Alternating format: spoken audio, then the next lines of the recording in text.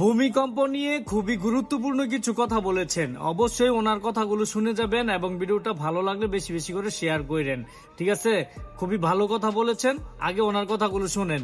Right now যেটা আছে যে সেটা হচ্ছে যে রাজুকের এরিয়ার মধ্যে এই বিল্ডিং নির্মাণের ক্ষেত্রে রাজুকের অনুমোদন লাগে, কিন্তু অনেক ক্ষেত্রে সেটারও ব্যর্থ হয়েছে, যেটা আমরা মাইলস্টোন স্কুলের ক্ষেত্রে আমরা দেখেছি। তো মাইলস্টোন স্কুলের মাঝের সিঁড়িটা ছিল, দুই পাশে কোনো সিঁড়ি ছিল না, ফলে যখন তার উপর একটি বিমান বিধ্বস্ত হলো, সেই বিমানের ফলে যেই বাচ্চা আমাদের ছেলে মেয়েরা তারা আপনারা দেখেছেন কি নির্মম একটা ট্র্যাজেডি হলো।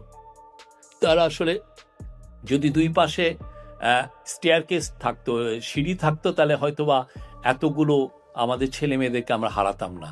তো এই বিষয়ে চিফ অ্যাডভাইজার আজকে নির্দেশ ছিল গণপূর্ত এবং হাউজিং মিনিস্ট্রিকে, যে তারা যেন এটা একটু এক্সামিন করে দেখে কিভাবে একটি এমন কোনো অথরিটি করা যায় কিনা যার আওতায় সারা বাংলাদেশে যেখানেই হোক, চারতলা কেউ করছেন, কেউ তিনতলা করছেন। আপনি গ্রামে, আমি কিছুদিন আগে 14 গ্রামে গিয়েছিলাম, দেখলাম যে ধান ক্ষেতের ভিতরে চারতলা প্রাসাদোপম বাড়ি করে রেখেছেন। আপনি সিলেটে দেখবেন যে অনেক সিলেটি ডায়াসপোরার আমাদের ভাই বোনরা সিলেটের তার প্রত্যন্ত গ্রামে তারা বড় বড় কনস্ট্রাকশন করে রেখেছেন, খুব প্রাসাদোপম বাড়ি। তো এইগুলো প্রত্যেকটা বাড়ির ক্ষেত্রেই যাতে আমরা কনস্ট্রাকশন রুল মেনে চলি এবং ফায়ার সেফটি হ্যাজার্ডগুলো, ফায়ার সেফটিটাও ইনশিওর করি, সেই জন্য উনি আজকে এই খুব একটা নাতিদীর্ঘ একটা আলোচনা হয় এবং এই বিষয়ে চিফ অ্যাডভাইজার নির্দেশ দিয়েছেন।